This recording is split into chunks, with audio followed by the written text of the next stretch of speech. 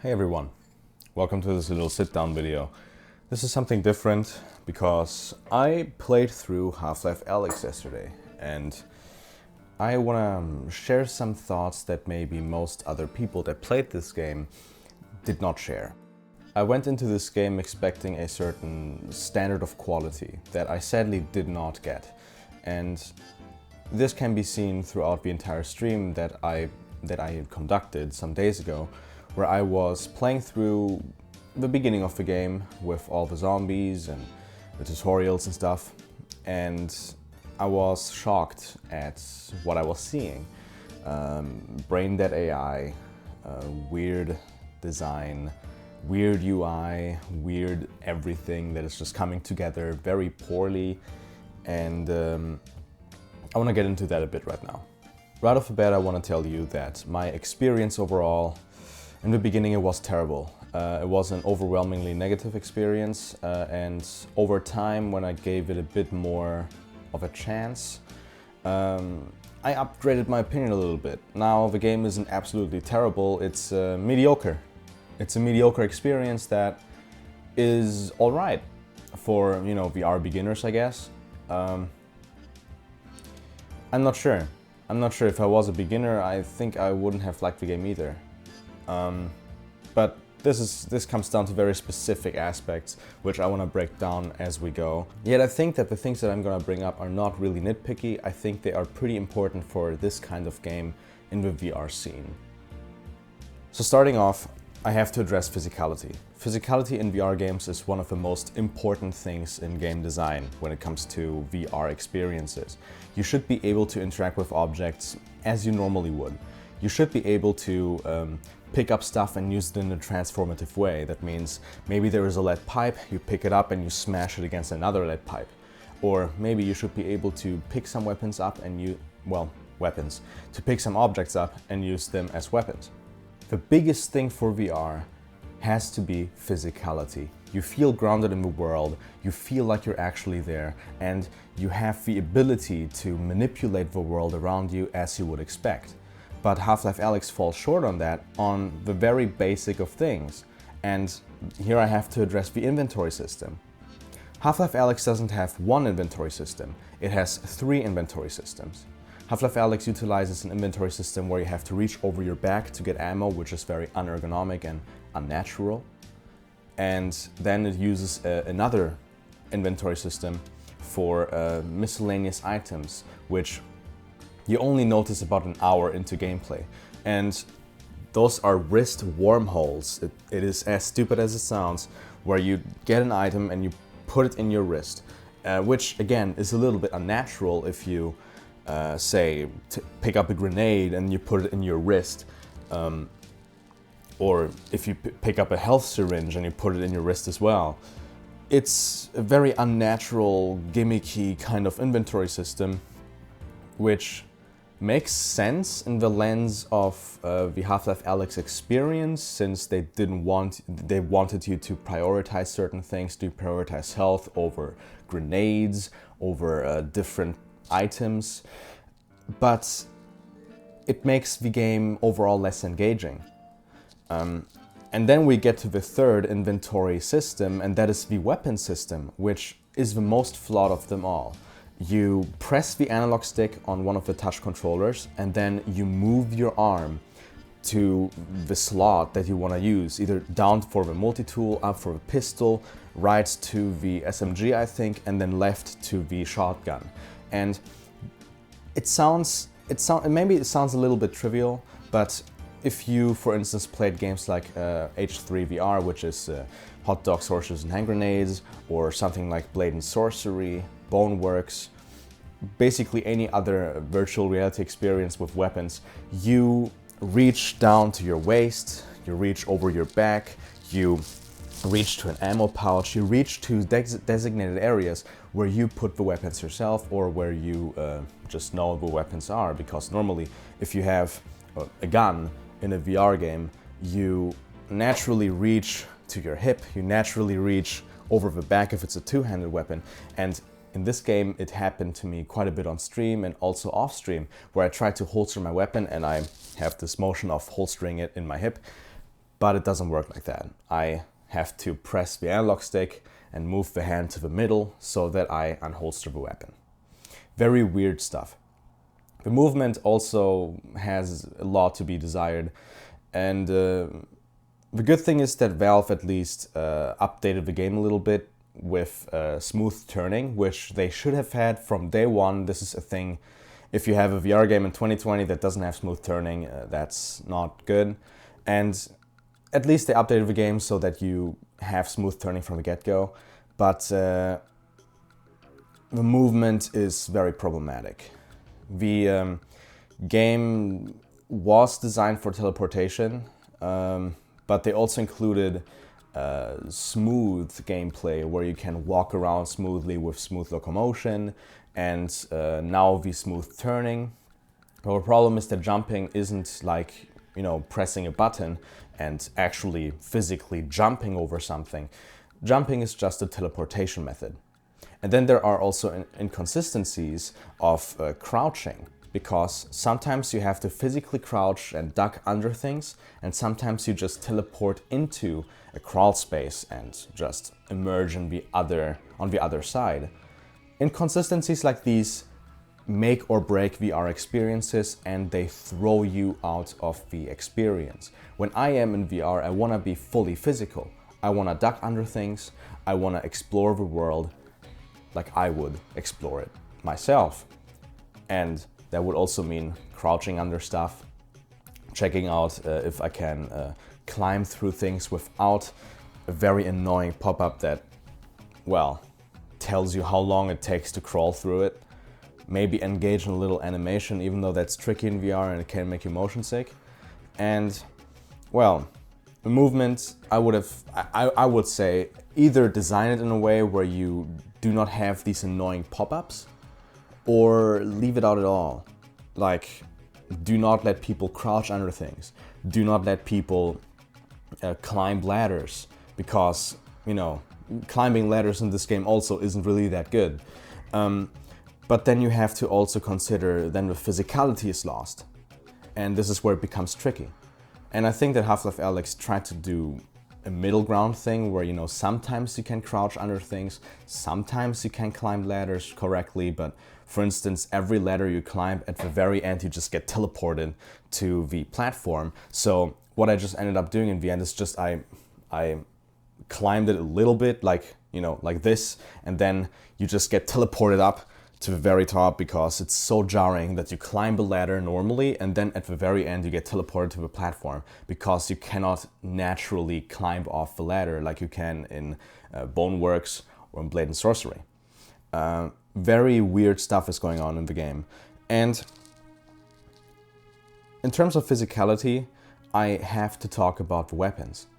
Weapons in this game are always glued to your controller. There are people that will like this addition, will like this change, that weapons are always equipped. But when you take your controller like this, and you start swinging it around like this, and the gun is always like equipped, this is very immersion breaking, and VR is all about immersion, as pretentious as it sounds. So I don't know what to say about that. Again, I would love to have a physical way of interacting with the game world, and just seeing my hand glued to the gun without even holding it. That's not physical. That's not physicality. That is annoying. And the thing is this. These three inventory systems that I mentioned, that could all be simplified into one inventory system. You have a backpack, and this backpack can be a physical backpack, like in The Walking Dead Saints and Sinners. Or you can break this backpack down into different segments on your body that you can all access, which is way more intuitive. It requires less menu design, it doesn't require a HUD. You just reach around and you get things. What I heard in response is that it's very fumbly, but, you know, it's true. It is fumbly, but that makes the game more interesting, that makes the game more engaging, and it makes it more difficult. And this is where we get into another problem, the difficulty. I played through the entire game on the hard difficulty setting, and I chose not to upgrade any weapons because it's a personal problem of mine. It's not a criticism against the game, but I just dislike weapon systems like with upgrades and stuff. So I just decided, okay, I want to see how far can I get through the game without any weapon upgrades.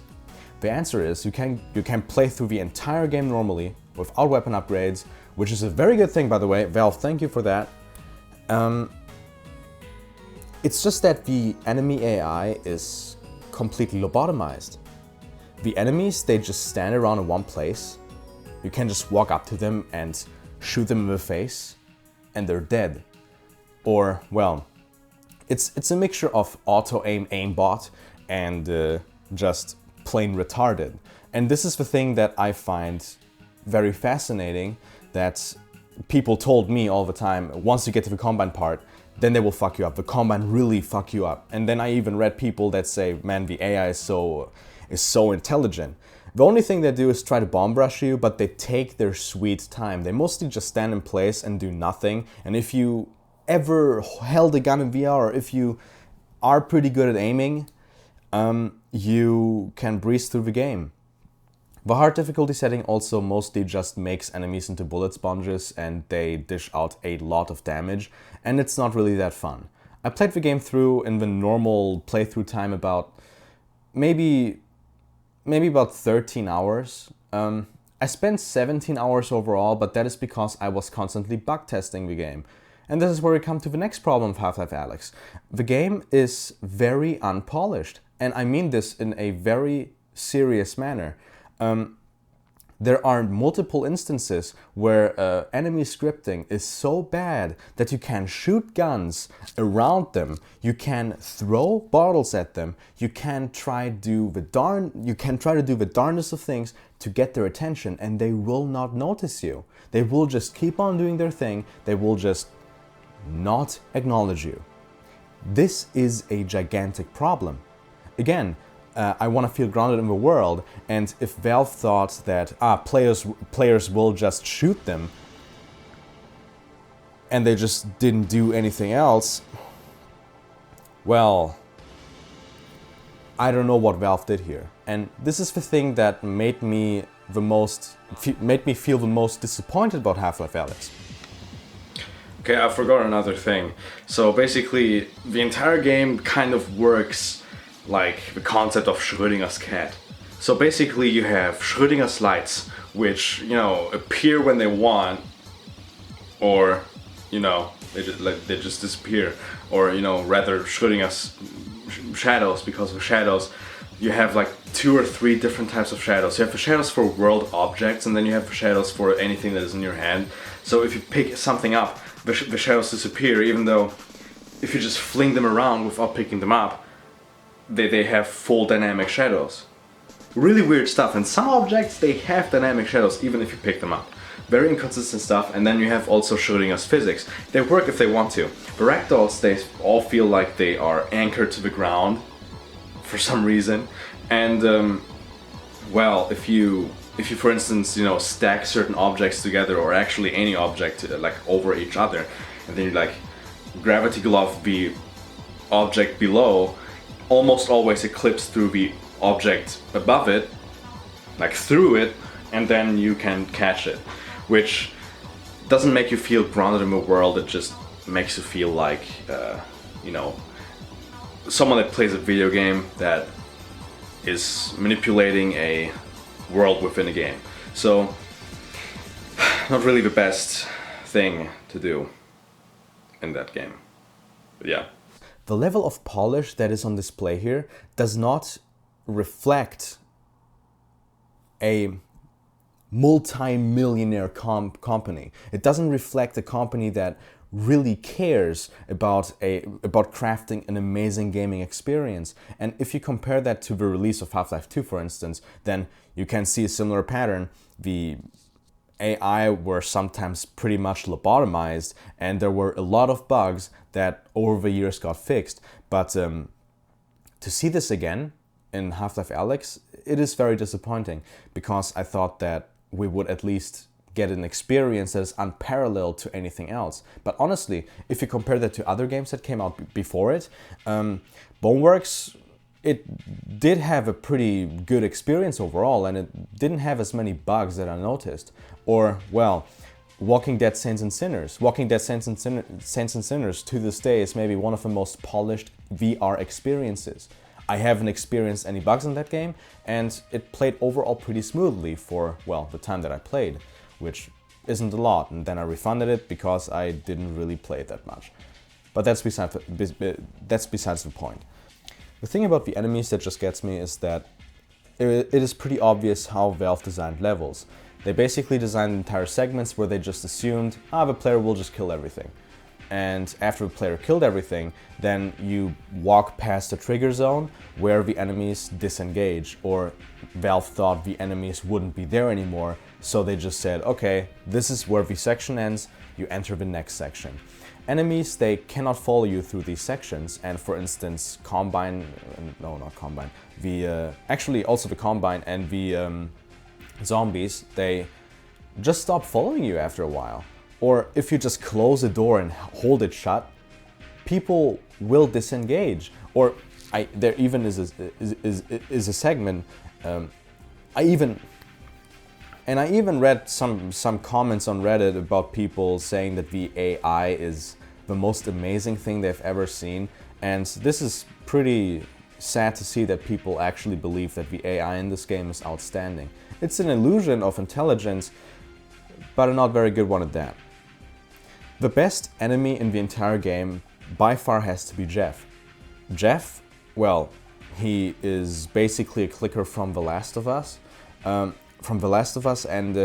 well, he cannot see anything, but he can hear you. He just doesn't hear you that well. If you jump around, he cannot hear that. If you reload a weapon or something, I think he can't hear you there either. But the biggest problem about Jeff is that he's just not a threat. You shoot a gun, he comes at you, but you can just step 2 meters to the side and he just doesn't kill you. And so the entire Jeff chapter was mainly just a joke. You can complete it without feeling a sense of danger at all. The atmosphere in this game overall is a little bit janky, but I come to that later. Zombies, they just stop following you after you enter certain trigger zones, because Valve built the levels in a way where they just assumed that you would just kill everything, so it should be fine if you just walk past this trigger and the zombie just, well, the zombies are disengaging, as in they don't know where to go there and they cannot path to where the player is, because they just assume, well, the zombie's gonna be dead, so there's not gonna be anything. And this is where I have most of my problems with the game, because there is a segment where Combine soldiers, they literally walked up to me and they stared me in the face and I didn't do anything and they were just standing there. Until after a certain time passes, one of the Combine soldiers was like, oh wait, Alyx stands there, let me shoot this guy. The gun is a given, yeah. Nope. You're fucking kidding me, Jesus Christ, man. Okay, let's try again. Just give Can I him. throw a bottle at him? Just give him. Throw a bottle at him. No! You didn't just...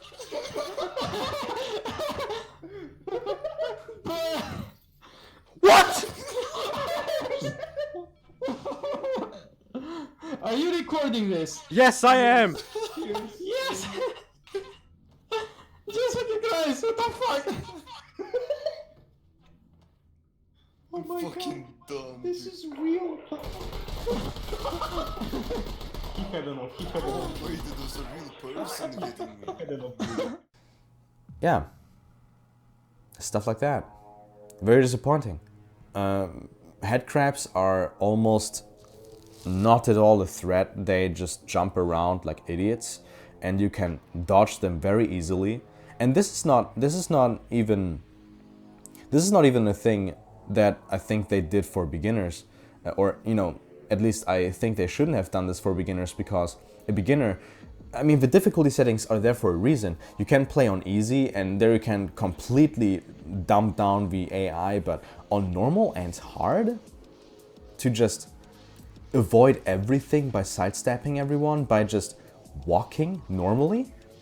I have been playing with locomotion settings. I have not been teleporting around. And the antlions? The antlions are a joke. They come to you, and when they attack you, it takes them 3 seconds to actually land a hit. And you can just constantly walk backwards or walk forwards or just walk anywhere, and the antlions are never gonna get you. So almost every section where antline combat was there, I just walked around them. I just did not engage in combat. And I got through these sections completely fine without getting any damage. And the only section where I had to fight antlions was the one where they forced you to basically complete like waves of antlion attacks, and then you had to do a very quick annoying puzzle to get a door open.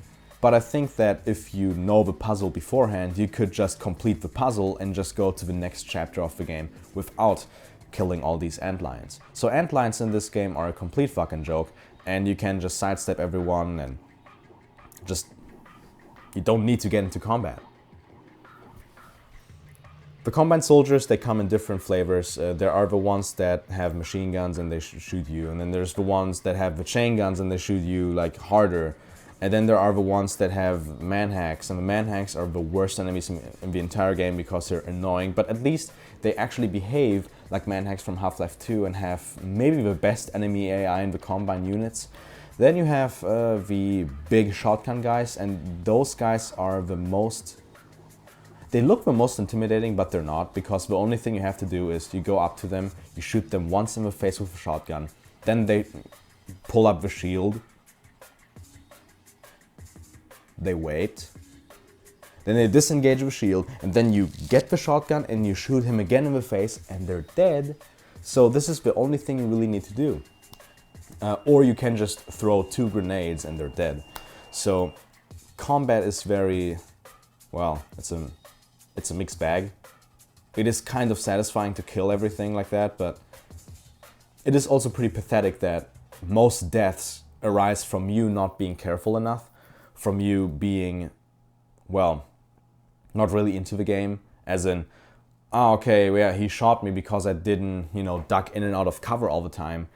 Because after a while you just start rushing through the combat encounters because they are so sloppy. People just stand around, they just wait for you to shoot them. It's like a shooting gallery. It's like playing Rambo the video game where it's like a point and click lights gun game. And I know this sounds like a very hard comparison, but to me it feels like this. And I'm not trying to diminish the experience, I'm just saying this is the experience. People stand around, you shoot them. Zombies very slowly approach you, you shoot them, or you just walk past them. Headcrabs very slowly go up to you and they very slowly jump at you, and you can also even slap them out of the air, or you can just do nothing with them and you will be fine, and that's the combat. There are the antlions that very slowly get up to you and you can just outwalk them. It's not even running, it's walking. You walk in this game. So the enemies, they're just not that good. The scripting is lazy. And well, now we get to the level design, and this is like where things get a little bit baffling. And one of the biggest things that just stood out to me was the very shoddy cube maps, because the source engine uses cube maps, which basically are textures which are baked into the levels, which basically fake reflections. There's a thing called a parallax corrected cube map, which in source modding is pretty annoying to do, but it's not really that hard. You basically get this cube map texture and you align it perfectly according to the room scale. So if you have a rectangular room, you can align this cube map exactly to each point of the map, so that if you look at the reflections are always accurate. This looks like a pseudo ray trace. This has a pseudo ray trace look, and these parallax corrected cube maps are very nice to look at. Half-Life Alyx doesn't have parallax-corrected cube maps. Half-Life Alyx overall looks like a slightly better looking Half-Life 2, which I think is very disappointing. And I think that technology, like when it comes to technology, the Source 2 engine is capable of a lot, but it hasn't been utilized in the best way possible. And it is very sad to say this, but to see reflections that look like absolute ass in 2020 is a little bit annoying. And it's something that, you know, people have found the fix to this. You can just correct the cube maps and lay them out in a way where they look accurate to the level and they will look much more amazing. But they don't. And this is a nitpick. I'm gonna say this. I'm gonna say this before you do. This is a nitpick, but for me this is pretty important because I love Source games. I love Source engine games, and I played them for almost 10 years. So problems like these, they arise very quickly. But now let's get to a point that is not a nitpick. This is a big problem, and this is the unrefined levels. Levels generally look pretty well, like they look pretty okay in Half-Life Alyx. The only problem is that a lot of times I either see little seams that have not been closed, or I see you know, corners of levels which look very unrefined, very ugly, very low detail-ish. And one time I even looked through a tree stump and I just see an out-of-bounds area below. So the level design is pretty shoddy in many aspects. And, you know, you could just say that, oh, it's a nitpick because, you know, who would go there and check this out? But the entire game revolves around scavenging. The entire game is a scavenger hunt. You cannot play through the game without looking through some stuff a little bit to get ammo, to get resin to upgrade your weapon. If you want to do that, I didn't.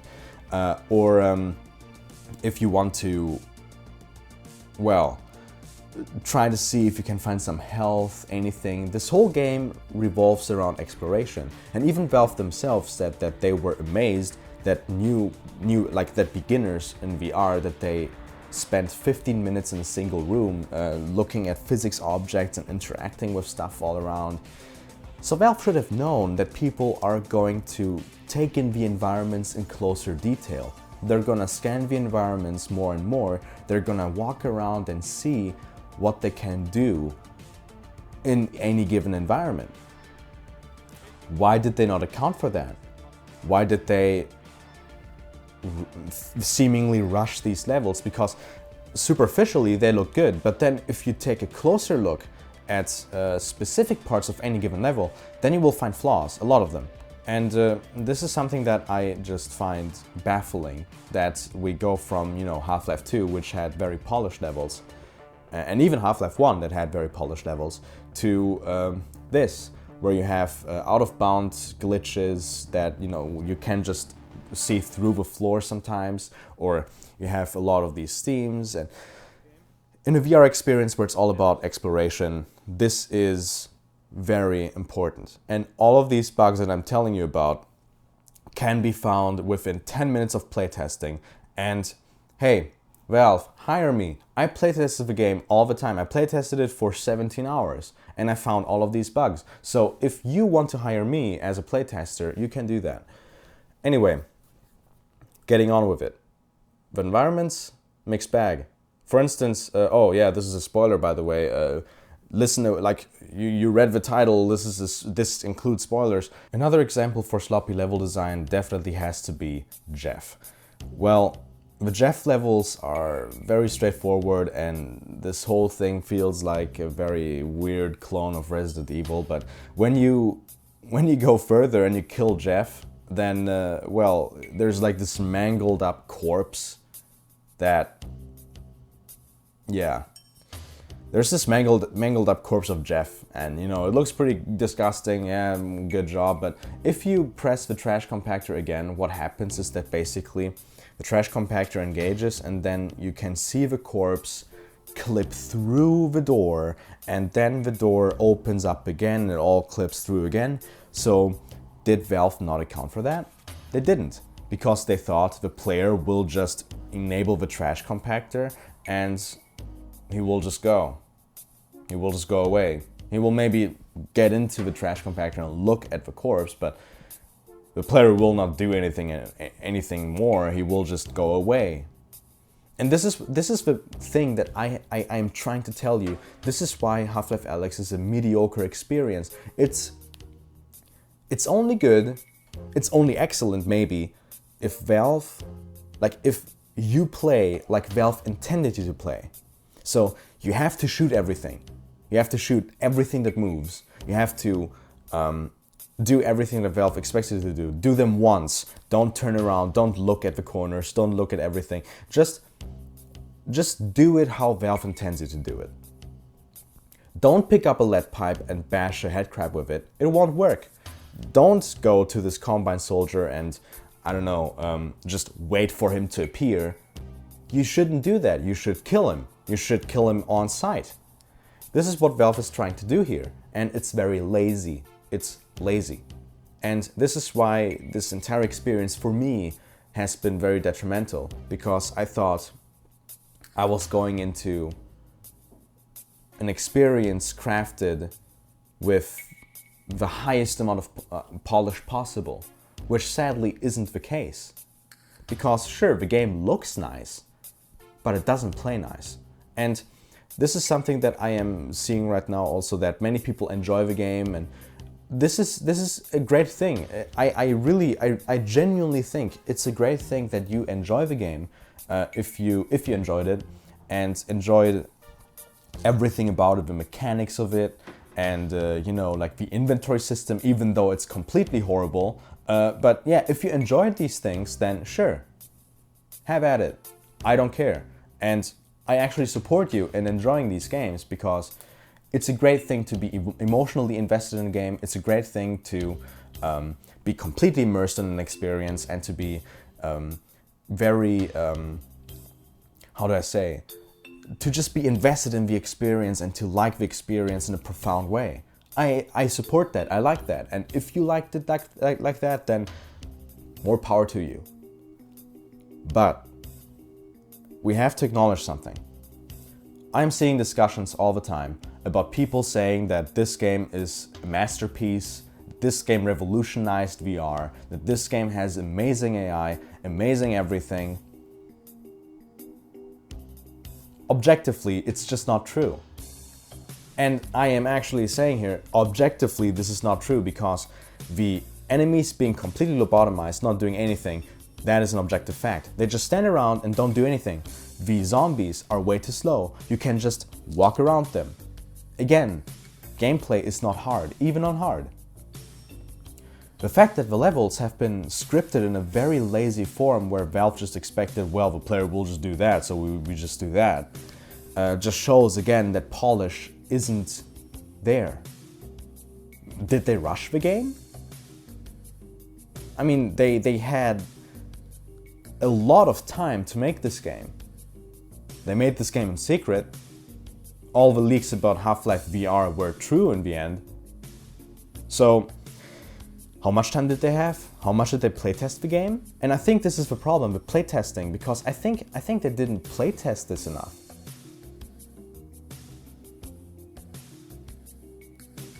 Another thing that I think is worth bringing up is how the level design changed.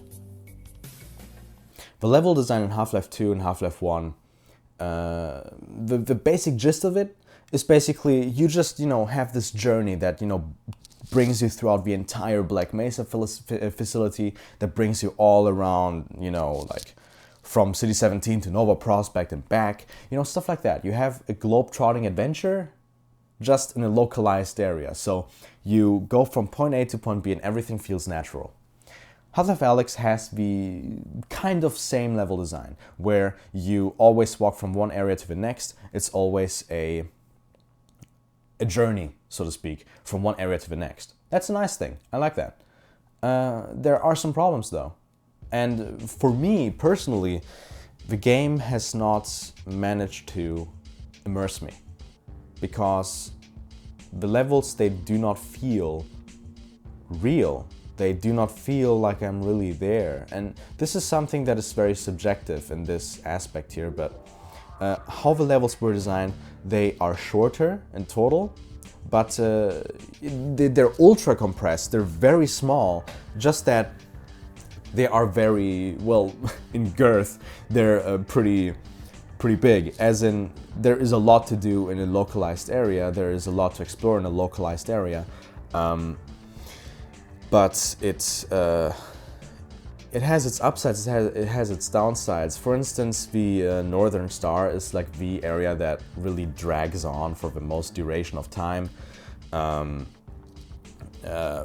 entire beginning with all the zombies and the dark corridors is horrendous. That is the worst segment in the entire game, and it's right in the beginning. The game also doesn't have the same mix of downtime, puzzle, and action sequences that Half-Life 2 had. So you have a very weird mix of how the levels were made, and also you have way more dynamic music, which on paper is a good thing. In practice, I don't know. It wasn't for me. I don't know if I like the style of how they made the gameplay in Half-Life Alyx, and this is why I didn't really have such a great experience like the rest of the world had it. And you know, I'm pretty self-aware there. You know, I am sometimes a negative Nancy, just that I didn't expect it to be this bad for me. So I don't know. I don't think it's just me. I think it's partly also the game. But yeah, the environments, they are pretty good overall. It's just that something about them, to me, doesn't feel right. And yeah, this is a more subjective problem. But let's talk about something that is not really that subjective, something that is like pretty problematic right now. And that is the ending, or actually the entire story of Half-Life Alyx. This entire thing doesn't make any sense. So, the G-Man got captured in Half-Life Alyx. In the past, before Half-Life 2. They built this entire containment thing, and they didn't later on? Like, was he captured on purpose? Did this canonically happen? Like, in the timeline of between Half-Life 1 and 2? Did this all happen? The fact that, or you know, why does Alyx not know how Gordon looks like? I mean, supposedly she met him, at least once. She asks if Gordon still recognizes her in Half-Life 2. Maybe he didn't, apparently, but why didn't she get any descriptions on how he looked like? Why didn't she get any description? Ah, yeah, it's this funny man with the goatee and brown hair and glasses, and he doesn't talk a lot. How come she doesn't know that the G-Man is not Gordon? How come this entire thing just gets... How come people just play this game and don't really think about what is actually going on? Because this doesn't make any sense. All of it just doesn't make any sense. By the end, you go back to the ending of Half-Life 2 Episode 2 and you unkill Eli, but Alex Vance just disappears, and at the end you have a post-credit scene where you're Gordon Freeman, I guess, and Eli Vance gets up to you and he says, "Oh yeah, Alex vanished. Oh yeah, we have to find her." If you think about it, isn't that a little bit problematic? I think the writers are really writing themselves into a hole, because the next game is gonna... I don't know how they want to do this. Do they... So is it gonna be hunt down the G-Man, as Enforcer Killer once told me on Discord? Or is this gonna be... There's also talk about maybe there's different dimensions, different alternate universes where everything just maybe at least 3 universes, and one universe gets disrupted by another, by G-Man getting captured and doing all this bullshittery. So there's one alternative timeline where Eli is unkilled, and then there's the real timeline where Eli is just fucking dead. They did this so they don't have to make Half-Life 3. That's very obvious that they wanted to avoid this. They wanted to avoid actually making Episode 3 because of what happened with Mark Laidlaw, basically leaking the story of Epistle 3, this fan fiction that he leaked. And then of course there are all these mod projects with Boreal Aleph and Project Borealis and whatever. So they definitely did this to try and weasel their way out of things, of the complicated situation they brought themselves in by just not delivering on the third episode, by just not finishing the Gordon Freeman storyline. And now they decided to retcon the ending, and it is a retcon, a pretty significant one, where, you know, they just say, hey, Eli, he's just not dead, but Alyx disappears. This makes everything way more complex, and then you have to question yourself, if this actually happened, all of it, the containment of the G-Man, and the G-Man got out and he kidnapped Alyx, like when she was 19, and she never returned.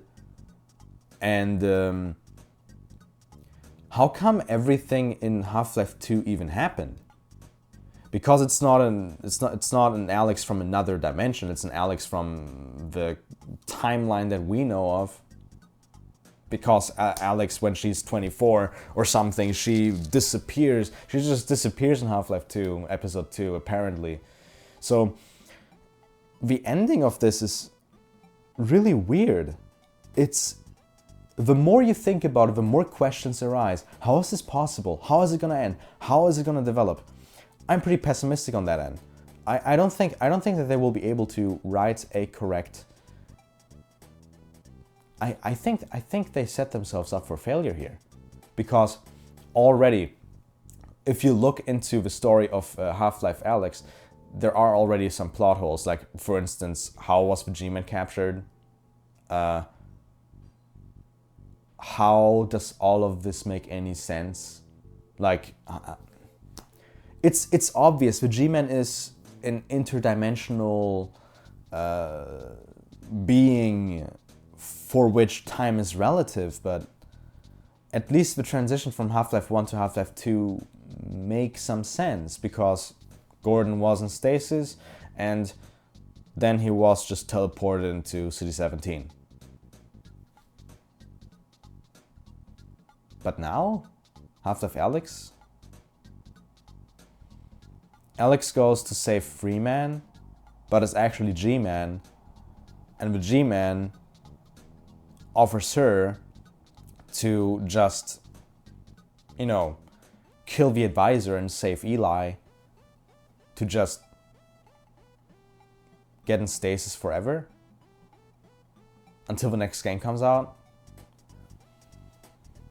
Think about it, people. Like it's kind of weird. Like, the story is going in a very weird direction, and the thing is this, I'm very honest here, like, the story never was a strong suit for me, and I think this is why I never really got hyped for this game, or this is why I never really thought too much about, like, Half-Life story. Because if you think about it, the story in Half-Life 1 and Half-Life 2 is pretty mediocre, but how they managed to do that, like how they managed to showcase the story to you, they did a pretty fine job. They actually presented everything really well, and, you know, the same thing actually is true for Half-Life Alyx, just that, you know, you have two MacGuffins in that story. You have MacGuffin number 1, save Eli Vance. Then you have MacGuffin number 2, that is save Gordon Freeman, the Freeman. So you save Eli and then you just go save Gordon. That's the entire story. And, well, the ending just feels like a fan fiction where the writer, like where the fan just thought, I didn't want Eli to die. I don't want anyone to die. I want Eli to live. So they just reincarnated him. It feels like a fan fiction. This is like something that I just find kind of weird about. Just keep in mind, I'm not telling you to not enjoy the game. I'm not telling you that my opinion runs supreme, because that's never the case. No one's opinion nullifies another. I'm not telling you to stop enjoying the game if you do enjoy the game. I'm just telling you, please try to suspend, you know, this hype mindset. Try to look at the game as a thing of its own. Try to look at it in a somewhat more objective light. Recognize the mistakes and recognize they're there, because there are a lot of them. This is not a masterpiece. Like, at least to me it isn't. The game is very flawed. Objectively flawed. Not subjectively. Subjectively there's a lot to be said, but I cannot tell you to, you know, like stop, stop liking the game or something. Or, you know, if you think that, you know, well, I liked the enemies because they were brain dead, then, you know, sure. I mean, you can like them because they were brain dead. It's just they were brain dead. Or, you know, you can say, well, you're nitpicking because the levels are unrefined, but is it nitpicking if Valve themselves know that people are going to do that? Look around the levels and explore them? There's a lot of weird stuff going on. And I would just advise you, take a step back, look at the whole experience again, and then come back and tell me, really, if you genuinely believe that this is the best Valve could do to showcase VR as a AAA experience. So overall, the game, it isn't bad, I guess.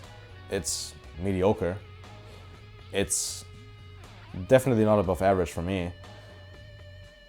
Average at best. That's the verdict I can give Half Life Alyx. The story is what it was always been, like pretty meh, but they pulled it off pretty well. The environments, the set pieces, they can be really interesting. Chapter 7 is a highlight with Jeff. Jeff is definitely the best scripted character in the entire game, even though even he is completely harmless and cannot really kill you, to be honest, if you just play the game, you know, if you just, because it's very easy to, you know, spot the flaws and spot like how Valve scripted the game. But anyway, I hope that you kind of enjoyed this, but it's pretty, most likely this is like a contrarian view for most people, as in, oh yeah, this guy, he just hates on the game. Well, let's just say I'm a fan, but I'm disappointed. I'm disappointed with what they did, and they could have done so much more with this experience. But yeah, thank you for watching, and I hope you didn't take any personal offense to this, but yeah. See you in another video that hopefully will not be this rambly kind of, you know, like scatterbrained recollection of, you know, what I think the game is or something. But yeah, we'll see you in another video. The documentary is going fine. Oscuro episode 1. Look out for that. And yeah, have a good one. Have fun with Half Life Alyx. Kérdezi mondat, kettős ponttal aláhúzva. Kielemeztem a molekula részecskéket üledékkel. Hánytól fénytelen mélységet. A radiátor mögött onnan jövök. A radiátor mögött. The thing that just gets me about this whole situation with Half Life Alyx and other AAA games when they release is that I always hear that stupid bullshit of, oh yeah, how dare you expect a perfect product? You spend $60 on this stupid game and it is in such a broken state, and you're willing to just take it up the ass and be like, hey, yeah, I paid $60 for that, or $50, whatever, and I do not expect a finished product. Are you kidding me? Do you really buy the whole meme with like day one patches and bullshit? Do you really expect every time when a game comes out that a game is just expected to run like complete ass? Can we just expect excellence for once? Can we just expect a perfect product? Can we please expect perfection from a commercial product that costs, I don't know, $50, $60? I mean, I even expect absolute perfection in indie games that cost $10. You know where I don't expect absolute perfection? In games that we get absolutely for free. And what I mean by that is not some shitty free-to-play games where, you know, the game was made to basically get in all the money by squeezing you out of skins and hats and stupid bullcrap weapons. It's more about, I don't know, source mods, something that was made with passion, something like Fistful of Frags, Age of Chivalry, you know, stuff like that. And every time a fucking game releases, everyone is sucking corporate dick, and I'm just not happy. I will just not play into that bullshit anymore. So if anyone is gonna tell me like, hey, just wait for some patches, bro, like wait a month, bro, then go suck a dick.